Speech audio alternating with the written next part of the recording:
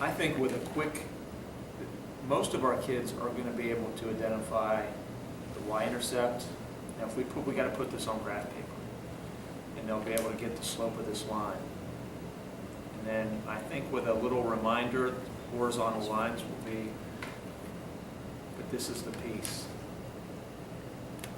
It's going to be tough.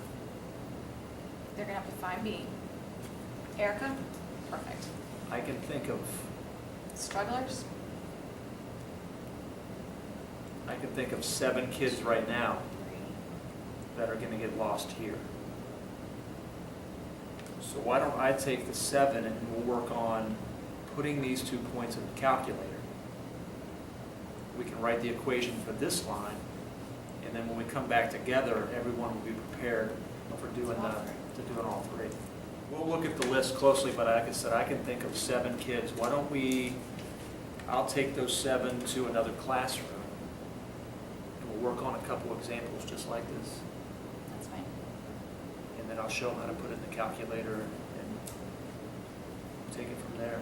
Now, where's the, when they come back into the class, which graph are we going to do together? Jumping I want to make sure that I pre-teach.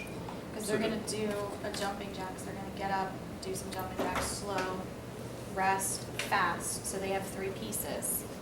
This piece will be the easy part. That's constant. That's So there's the piece that definitely you're going to be, pre-teach. so 2 positives, 1 with a y-intercept, 1 constant, and then it's that same It's piece. that 3rd piece. So I don't,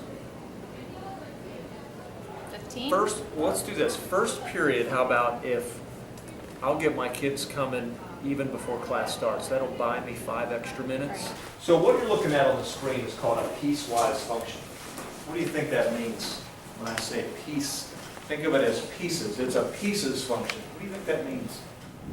So it's called a piecewise function because it's made up of how many pieces? 4. 4 different pieces. That works just like. Is it all still by an inch? Yeah. There you go. Let's see, write that point down, Christian, and you may have a seat. Our objective today back in the classroom, actually our objective in here as well, our objective is to write an equation for a piecewise function. That means we have to write individual equations for 4 lines.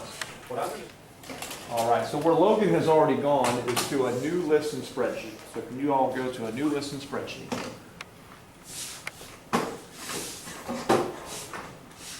And if we want to write an equation for a line in our calculator, we only need 2 points. And we've got those 2 points, 0, 60 and 2, 160. So the equation for the first piece right here is y, you can write it on your paper, equals 50x plus 60.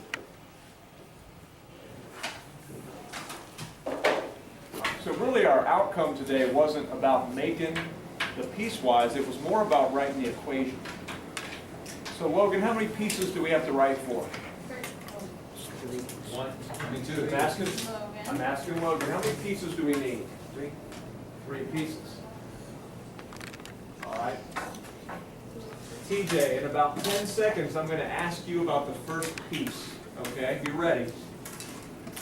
Maddie, I'm going to ask you about the second piece. And then Christian, I'm going to ask you about the third piece. All right, TJ. 12 break. 0, 0. Okay, so TJ's saying if we're going to write an equation for that first piece, our slow jumping jacks, we need 2 points. And TJ said 0, 0 is a great point to start with. Like it. How about that second point, TJ? 15, 12. Over 15 of 12. Is it 12 or 12? It's 12.5. Yep.